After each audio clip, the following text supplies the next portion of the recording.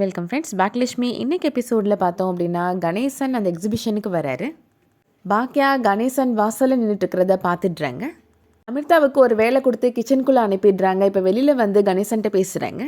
நான் தான் உன்ட்ட டைம் கேட்டிருந்தேன்ல, அதுக்குள்ளே வந்து எதுக்கு இங்கே நின்றுட்டுருக்குறப்பா அப்படின்னு கேட்குறாங்க பாக்கியா.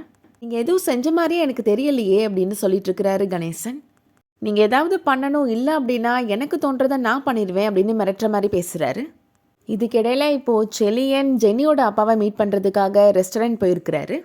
எந்த பிரச்சனையும் வந்துடக்கூடாது, கண்டிப்பாக ஜெனி என்னை ஏற்றுக்கணும் அப்படின்னு சொல்லி கடவுள்கிட்ட வேண்டிட்டு கண்ணை திறந்து பார்க்குறாரு. அங்கே பார்த்தா மாலினி செலியன் கண்ணு முன்னாடி நின்றுட்டுருக்குறாங்க. நீ எதுக்கு இங்கே வந்து அப்படின்னு ரொம்ப கோவமாக பேசிகிட்டு இருக்கிறாரு செலியன். உன்னை பார்த்து நான் சாரி கேட்டுட்டு போகலான்னு தான் வந்தேன் அப்படின்னு நடிக்கிறாங்க மாலினி. சீக்கிரமாக இங்கேருந்து போயிரு, ஜெனியோட அப்பா என்னை பார்த்து பேசுகிறதுக்காக வந்துட்டுருக்கிறாரு அப்படின்னு சொல்கிறாரு செலியன். கேட்ட உடனே மாலினி ஒரு பிளான் பண்ணிடுறாங்க. ஜெனியோட அப்பாவுமே இப்போ அங்கே வந்துடுறாங்க. மாலினியும் செலியன்னு பேசிகிட்டு இருக்கிறத பார்த்த உடனே டவுட்டாகி நின்று பார்த்துட்ருக்கிறாரு. என்ன அங்கிள், நான் யாருன்னு தெரியலையா? என்னோட பேர் மாலினி அப்படின்னு சொல்கிறாங்க.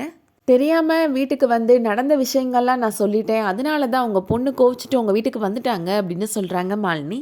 இப்போ கூட நீங்கள் இங்கே வருவீங்கன்னு செலியன் சொல்லிட்டு தான் இருந்தார் அப்படின்னு சொல்கிறாங்க. அங்கிள் வரதுக்குள்ளே நான் போயிட்டேன்னு சொல்லிட்டு இருந்தேன், ஆனால் செலியன் தான் என்கிட்ட விடாமல் பேசிக்கிட்டே இருந்தான் அப்படின்னு போய் சொல்கிறாங்க. அவனுக்கு ஜெனியும் வேணும், நானும் அவன் கூட பேசிகிட்டே இருக்கணும் அப்படின்னு சொல்கிறாங்க.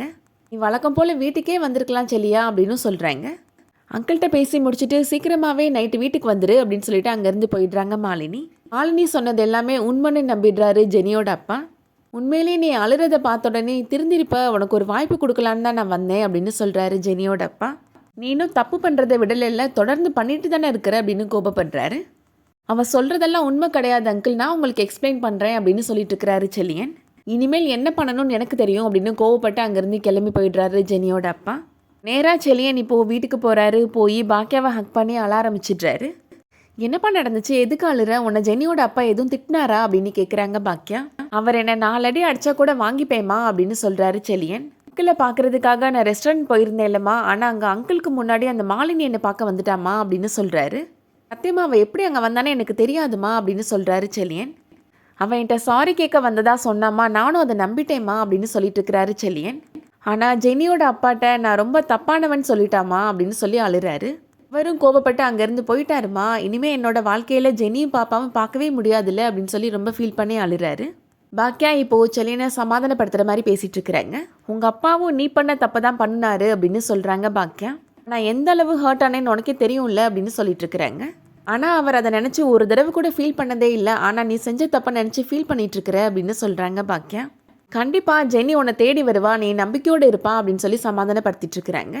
இதுக்கிடையில் ஜெனிகிட்ட போய் ஜெனியோட அப்பா சொல்லிட்டு இருக்கிறாரு, உன்னோட வாழ்க்கைக்கு செலியன் தேவையே கிடையாது, அவனை தூக்கி போட்டுருமா அப்படின்னு சொல்கிறாரு.